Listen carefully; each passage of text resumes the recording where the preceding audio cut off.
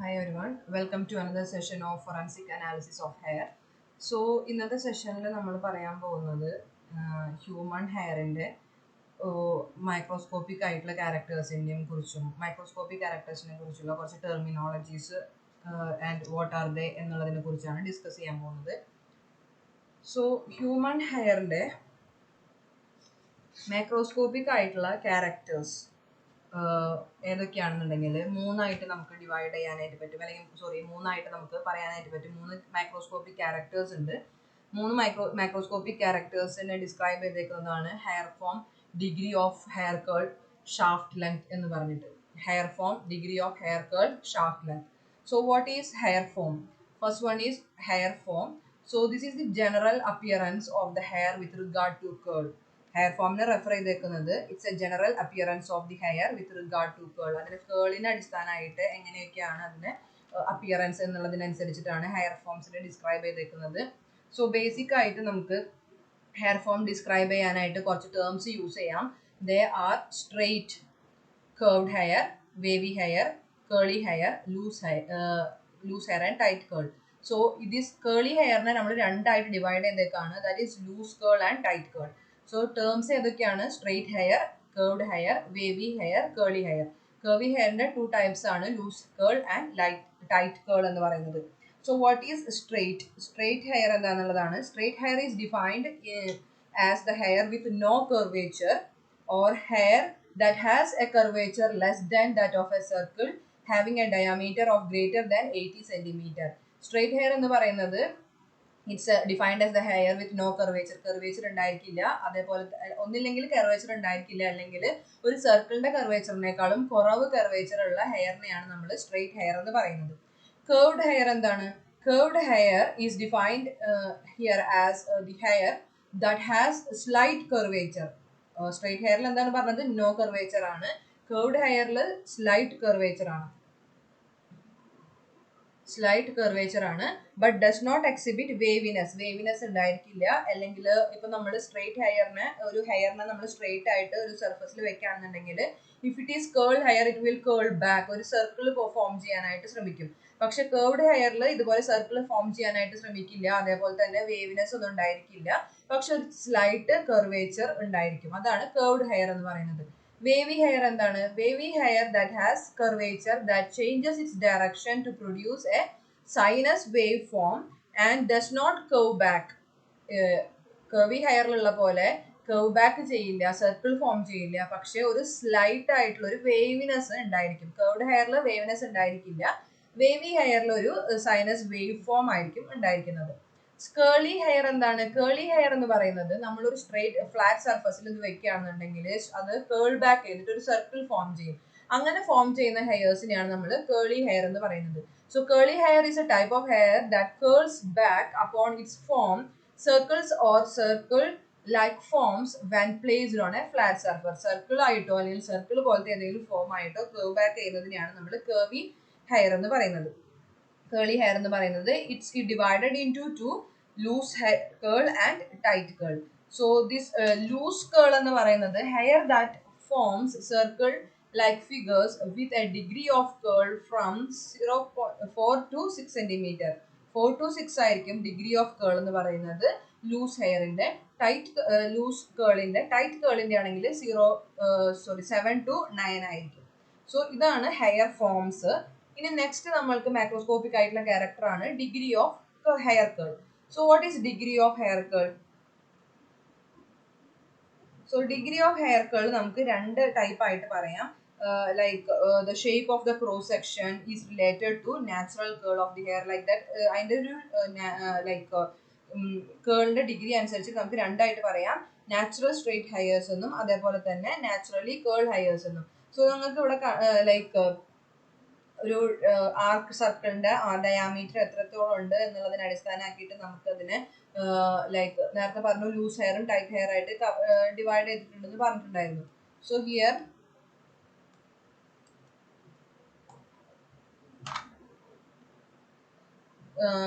ഇപ്പോ like this ആണെന്നുണ്ടെങ്കിൽ it's 0.1 എന്ന് പറയും നമ്മൾ. അതിന്റെ ഹെയർ കർവേച്ചർ മെഷർമെന്റ് ആണ് 0.1.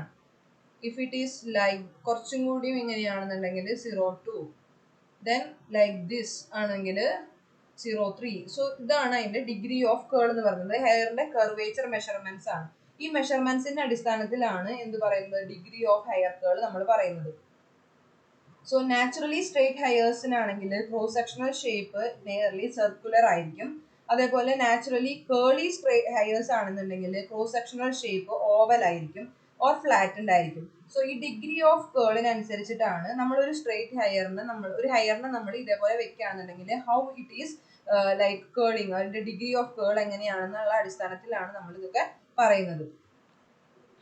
ഇനി ഷാഫ്റ്റ് ലെങ്ത് നമുക്ക് എല്ലാവർക്കും അറിയാം. ഷാഫ്റ്റ് ലെങ്ത് ആണ്, ഷാഫ്റ്റിന്റെ ലെങ്തിനെയാണ് ഷാഫ്റ്റ് ലെങ്ത് എന്ന് പറയുന്നത്. So the shaft length is defined as the entire length of the hair and is expressed in സെന്റിമീറ്റേഴ്സിലാണ് എക്സ്പ്രസ് ചെയ്യുന്നത്.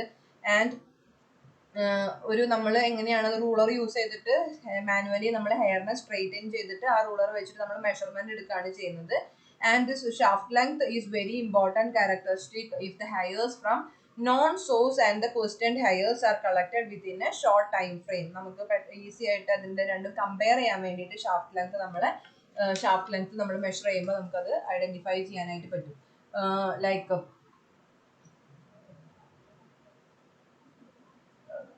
ഫോറൻസിക് അനാലിസിസിൽ നമ്മൾ മെയിൻ ആയിട്ട് നോക്കുന്നത്, മെയിൻ ആയിട്ട് നമ്മൾ ചെക്ക് ചെയ്യുന്ന കുറച്ച് ക്യാരക്ടറിസ്റ്റിക്സിൽ ഒന്നാണ് ഷാഫ്റ്റ് ലെങ്ത് എന്ന് പറയുന്നത്. So these are the macroscopic characters of hair. Hair characteristics ആണ് macroscopic ആയിട്ടുള്ളത്. Hair form, degree of curl and shaft length. ഇനി മൈക്രോസ്കോപ്പിക് ആയിട്ടുള്ള ഹ്യൂമൻ ഹെയറിന്റെ കുറച്ച് ക്യാരക്ടറിസ്റ്റിക്സ് ആണ് നമ്മൾ നോക്കാൻ പോകുന്നത്. So the microscopic hair structures forensic hair examiner use ചെയ്യാൻ പറ്റുന്ന കാര്യങ്ങളാണ് cuticle, medulla and cortex. So the microscopic hair structures which are useful for forensic hair examiner include cuticle, medulla and cortex. So cuticle എന്താണെന്നുള്ളതാണ്. Cuticle consists of overlapping scales with cover the hair shaft. Hair shaft cover ചെയ്യുന്ന overlapping ആയിട്ടുള്ള scales ആണ് cuticle. outermost layer ആണ് ഹെയറിന്റെ ഷാഫ്റ്റിന്റെ outermost ലെയറിനെയാണ് നമ്മൾ cuticle എന്ന് പറയാം. നിങ്ങൾക്ക് ആ പിക്ചറിൽ കാണാൻ പറ്റും. Then medulla എന്ന് പറയുന്നത് it's a canal of air or liquid filled cells in the centre of the cortex. കോർട്ടക്സിന്റെ സെന്ററിൽ കാണുന്ന പോർഷനെയാണ് നമ്മൾ മെഡുല്ല എന്ന് പറയുന്നത്. This is the inner most region. So ഇവിടെ നിങ്ങൾക്ക് കാണാൻ പറ്റും, ഇതാണ് medulla. Different types of medulla ഉണ്ട്. അത് നമ്മൾ എക്സാമിനേഷന്റെ ഫോറൻസിക് അനാലിസിന്റെ ടൈമിൽ പറയും. So medulla is a canal of air or liquid filled cells in the center of the cortex. Then cortex is a main body of the hair which consists of keratinized fibers oriented parallel to the long axis of the hair and which consist a number of inclusions that are outlined and described throughout. Like it's throughout നമ്മൾ പറയുന്ന കാര്യങ്ങളാണ്. Cortex main body ആണ്, keratinized fibers ആണ്, and it is the middle portion and it contains pigments. Okay, that is cortex. ഇനി നമ്മൾ പറയുന്ന കുറച്ച് microscopic ആയിട്ടുള്ള ക്യാരക്ടേഴ്സ് ആണ്. കളർ, അതേപോലെ തന്നെ like pigment density, pigment granule size, pigment distribution likewise. So ഓരോന്നോരോ നമുക്ക് ഓരോ സ്ലൈഡിൽ കാണാം. സോ കളർ ആണ് ഫസ്റ്റ് മൈക്രോസ്കോപ്പിക് ആയിട്ടുള്ള character. So the dominant human hair characteristics useful for forensic hair comparison. മാക്രോസ്കോപ്പിക്കലാണെങ്കിലും മൈക്രോസ്കോപ്പിക്കലാണെങ്കിലും ഇറ്റ്സ് വെരി ഇമ്പോർട്ടൻറ്റ്. കളറാണ് നമ്മൾ ഡൊമിനൻ്റ് ആയിട്ട് ഫസ്റ്റ് നമ്മൾ ചെക്ക് ചെയ്യുന്ന ഒരു സംഭവം, ഒരു ക്യാരക്ടറിസ്റ്റിക് എന്ന് പറയുന്നത്. So the colour of the hair depends on the pigment present. ഏത് പിഗ്മെന്റ് ആണോ പ്രസന്റ് ആയിരിക്കുന്നത് ഹെയറിൽ, അതിനനുസരിച്ചിട്ടായിരിക്കും നമ്മുടെ ഓരോരുത്തരുടെയും ഹെയർ കളർ ഡിസൈഡ് ചെയ്യുന്നത്. So the surface transparency and the reflectivity of the hair. രണ്ട് ടൈപ്പ് ഓഫ് പിഗ്മെന്റ്സ് ആണ് നമ്മൾ ഒബ്സർവ് ചെയ്യുന്നത് ഹ്യൂമൻ ഹെയറിൽ. ഒന്ന് മെലാനിൻ ബ്രൗൺ പിഗ്മെന്റ് ആണ്. ദെൻ ഫിയോമെലാനിൻ റെഡ് പിഗ്മെന്റ് ആണ്. നമ്മൾ യൂമെലാനിൻ ബ്രൗൺ പിഗ്മെന്റ്, മെലാനിൻ കൂടുതലാണെങ്കിൽ നമ്മൾ യൂമെലാനിൻ എന്ന് പറയും, that is brown pigment, and pheomelanin that is red pigment. So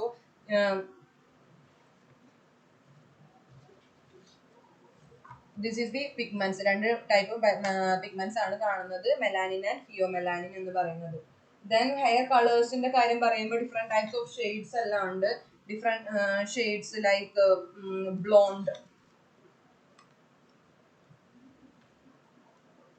blonde, then golden, then you can see brown, then gray brown, red brown, then red color, like that different colors and hair colors and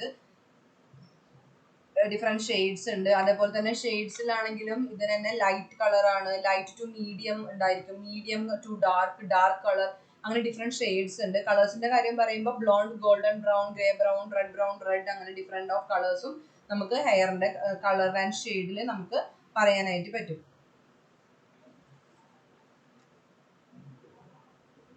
Then next is pigment density. So pigment density refers to the abundance of pigment granules observed using light microscopy. നമ്മൾ light മൈക്രോസ്കോപ്പിൽ അണ്ടറിൽ വെക്കുമ്പോൾ pigment ഗ്രാനുൾസിന്റെ abundance വെച്ചിട്ടാണ് നമ്മൾ pigment density പറയുന്നത്.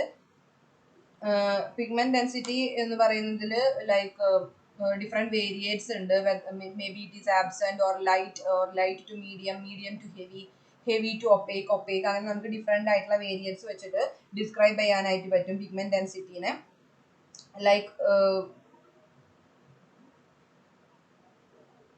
So the density of the pigment granules appear to be highly correlated with microscopic hair color and therefore may represent redundant hair characteristics in the context of hair comparison. നമ്മുടെ പിഗ്മെന്റിന്റെ ഡെൻസിറ്റിയും അതുപോലെ hair colour തമ്മിൽ correlation ഉണ്ട് and നമ്മളെ hair കമ്പാരിസണിന് ഒരുപാട് help ചെയ്യുന്ന ഒന്നാണ്.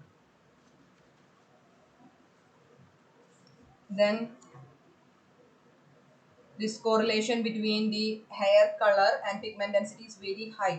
So one might say that color is in fact the result of the assemble of pigment size or density or distribution. So ഈ pigment density സൈസിന്റെയും അതിന്റെ ഡിസ്ട്രിബ്യൂഷന്റെ അടിസ്ഥാനത്തിലാണ് നമുക്ക് കളർ വരുന്നത്. സോ അത് കാരണം നമുക്ക് പറയാൻ പറ്റും ഇത് പിഗ്മെന്റ് ഡെൻസിറ്റി അല്ലെങ്കിൽ കളറിന് ഹൈ കോറിലേഷൻ ആണ് ഉള്ളത് എന്നുള്ളത്. So this is called pigment density.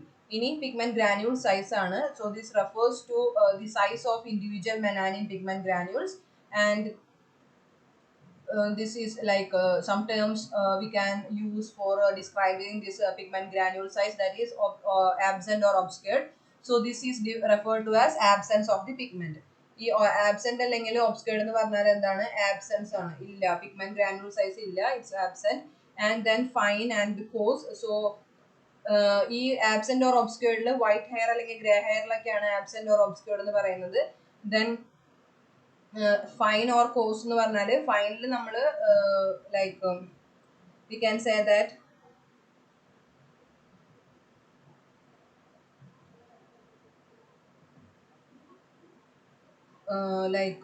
the inability to resolve individual pigment granules may be due to the small size of the granules. So if melanin pigment ഒക്കെ ആണെന്നുണ്ടെങ്കിൽ അവരുടെ സൈസും അവരെ ഡിഫറൻഷിയേറ്റ് ചെയ്യാനൊക്കെ കുറച്ച് ബുദ്ധിമുട്ടായിരിക്കും. So that is comes under the fine അല്ലെങ്കിൽ obscured effect എന്ന് പറയുന്നത് ഹെവി പിഗ്മെന്റേഷൻ വരുമ്പോഴാണ് obscured this thing വരുന്നത്, obscured ആയിട്ട് വരുന്നത് ഹെവി പിഗ്മെന്റേഷൻ. അപ്പോൾ നമുക്ക് അതും ക്ലിയർ ആയിട്ട് ഐഡന്റിഫൈ ചെയ്യാനായിട്ട് പറ്റില്ല, അല്ലെങ്കിൽ മേ ബി റിസോൾവ് ചെയ്യാനായിട്ട് പിഗ്മെന്റ്സ് ഏതാണെന്ന് വേർതിരിച്ച് ഐഡന്റിഫൈ ചെയ്യാനായിട്ട് പറ്റില്ല. അങ്ങനത്തെ സാഹചര്യങ്ങളിലാണ് നമ്മൾ obscured അല്ലെങ്കിൽ absent എന്ന് പറയുന്നത്.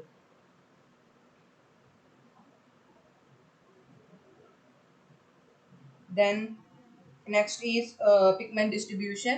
So pigment distribution refers to the distribution of concentration of the pigment granules in various areas of the hair shaft. Hair shaftile pigment inde granules inde distribution അല്ലെങ്കിൽ concentration ആണ് നമ്മൾ pigment distribution എന്ന് പറയുന്നത്.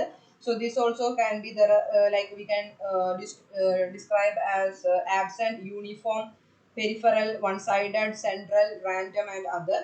So the term absent here refers to the absence of pigment in the hair shaft. Pigment ഇല്ല എന്നുള്ളതിനെയാണ് നമ്മൾ hair ഷാഫ്റ്റിൽ pigment ഇല്ലാത്ത കേസുകൾക്കാണ് നമ്മൾ absent എന്ന് പറയുന്നത്. അത് വൈറ്റ് അല്ലെങ്കിൽ ഗ്രേ ഹെയർ ആയിരിക്കും. Then uniform refers to the pigment that is evenly distributed across the cortex of the hair. Then peripheral refers to the pigment that is concentrated at the outer edge of the hair. Uniform എന്ന് പറഞ്ഞാൽ uniformly arranged ആയിരിക്കും, evenly arranged ആയിരിക്കും. Absent എന്ന് പറഞ്ഞാൽ white or grey hair ആണ്. This uniform എന്ന് പറഞ്ഞാൽ evenly arranged ആയിരിക്കും. പെരിഫറൽ എന്ന് പറഞ്ഞാൽ ഔട്ടർ സൈഡ് ആയിരിക്കും, ഔട്ടർ എഡ്ജസിലായിരിക്കും. വൺ സൈഡഡ് എന്ന് പറയുന്നത് concentrated on one side of the shaft, one side of the shaft ആയിരിക്കും പിഗ്മെന്റ്സ് ഉണ്ടായിരിക്കുക. സെൻട്രൽ എന്ന് പറഞ്ഞാൽ concentrated in the center of the shaft. Pigment center, shaft in the center laanengile nammal center ennu parayum. Random refers to the pigment found in greater concentration in some areas. Randomly adu distribute ചെയ്തിട്ടുണ്ടായിരിക്കും. And these are some of the variates of pigment distribution. Then a pigment aggregate shape. So pigment aggregate shape refers to the appearance of the pigment granules when they concentrated in a mass that has a recognizable form. So here also pigment aggregate shape in namukku variates and different types of variates and absent, non aggregates, streaked, clumped and other. So absent allengil non aggregates ennu parayunnathu absence of the pigment aanu, white or gray color, allengil like no aggression aayirikkum. Then aggregated pigment granules nu parayunnathu like aggregated pigment granules or streaked. We can say streaked may appear in streaked or clumped. Non aggregates und aggregates und. So aggregates le streaked aayirikam allengil clumped aayirikam allengil both can be there. Non aggregates nu vechal which will be absent. So in those higher the aggregation exists but cannot be clearly categorized as streaked or clumped. So that comes in like others. So these are the types of pigment aggregate shape. Then pigment aggregate size refers to the size of the aggregate. So this can be also like of different variates. It will be like we can describe in different variates like absent or non-aggregates, small streaks, medium streaks, then large streaks, small clumps, medium clumps, large clumps, etc.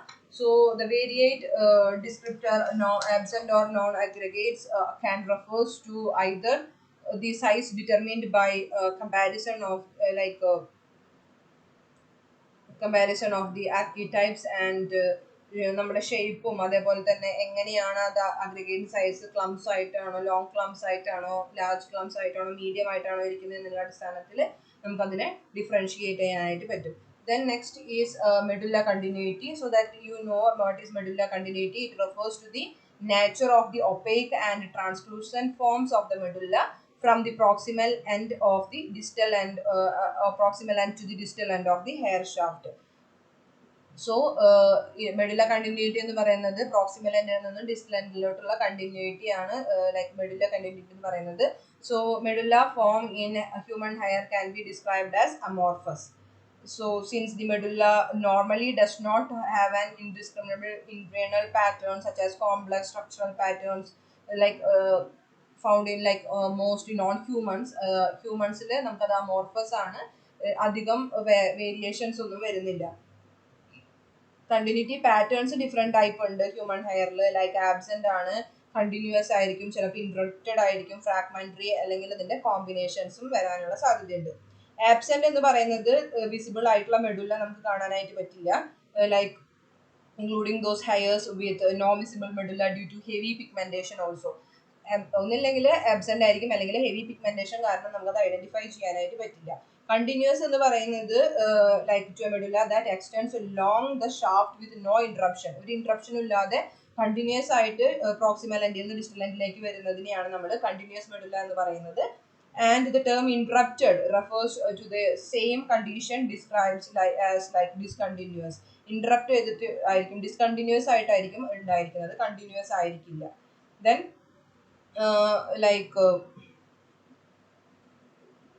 fragmentary also like indiscriminable portions medulla length മാറി വരും, fragmented ആയിട്ടായിരിക്കും medulla ഇരിക്കുന്നുണ്ടായിരിക്കുക.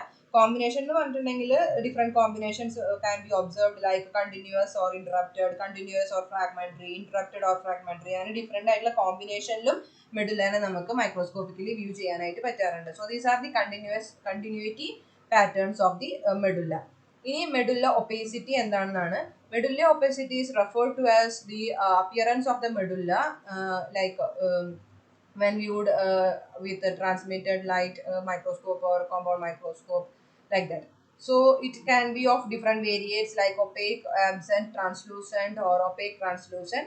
So the term absent here refers to hair with no medulla, no visible medulla, and including those hairs which also is obscured due to heavy pigmentation. അത് എപ്പോഴും നമ്മൾ ശ്രദ്ധിക്കണം.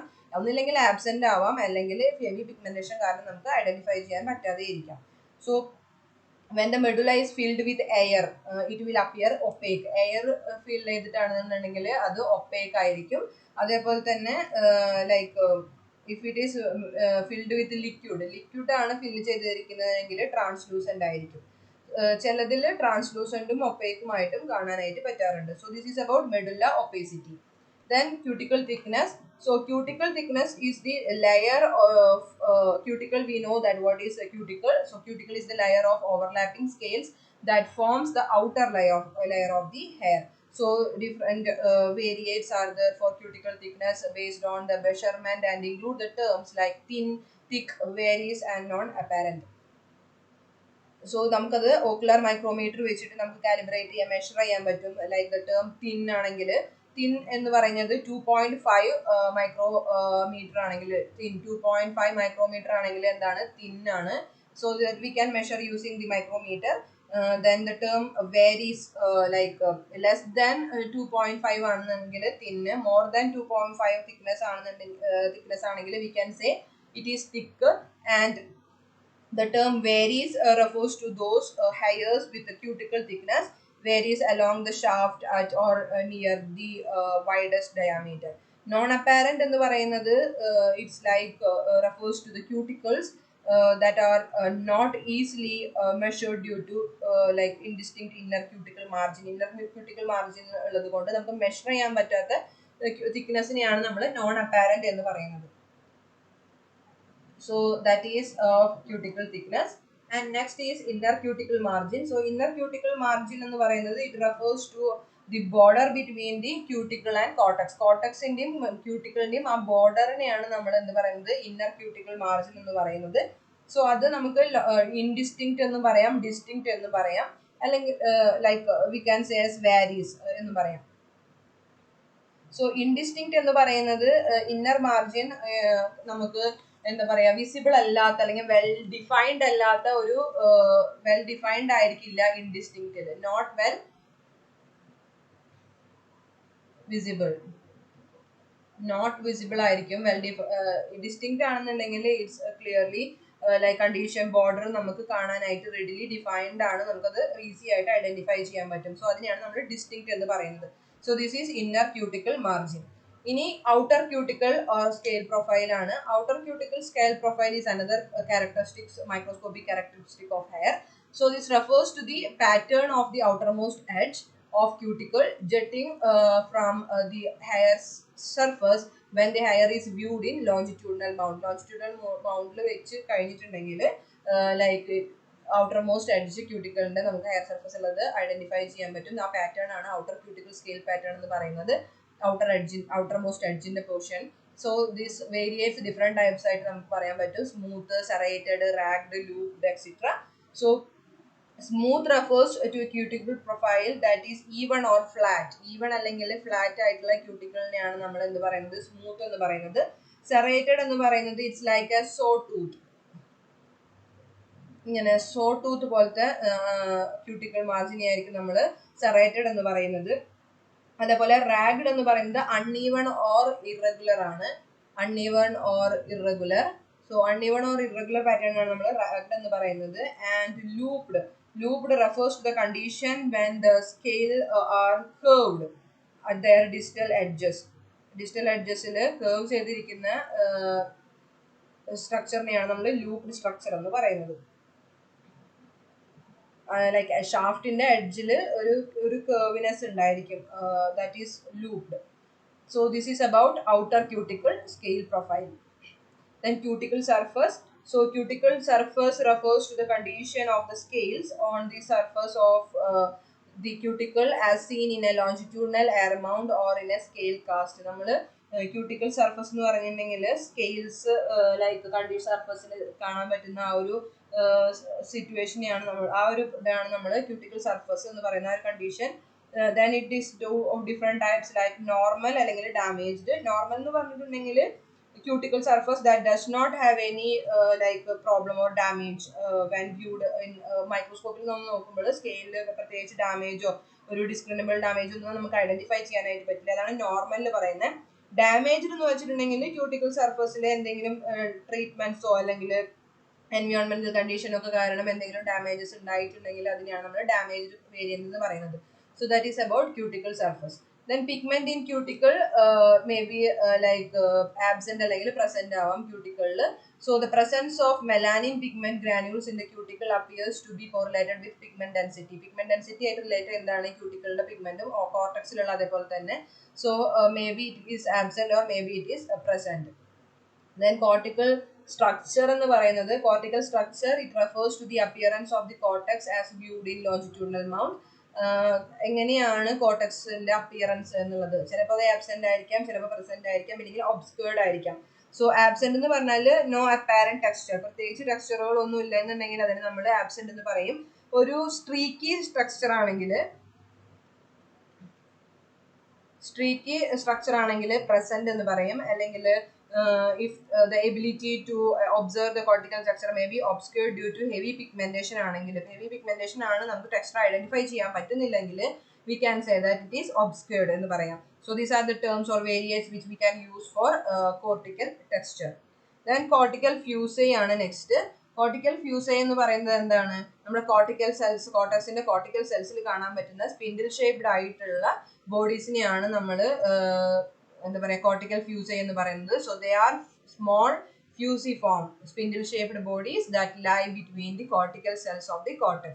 And different variants ഉണ്ട്, absent, root only, rare, common, profuse, obscured എന്നൊക്കെ പറഞ്ഞിട്ട്. So absent എന്ന് പറഞ്ഞാൽ അറിയാം കോർട്ടിക്കൽ ഫ്യൂസൈ ആബ്സെന്റ് ആയിരിക്കും. Then variants like rare, common, profuse എന്നൊക്കെ പറയുന്നത് concentration, cortical refers to the concentration of the cortical fusi. So ഇത് എന്താ പറയുക rare അല്ലെങ്കിൽ common, profuse, obscured എന്നൊക്കെ നമ്മൾ പറയുന്നത് എന്തിനാണ്?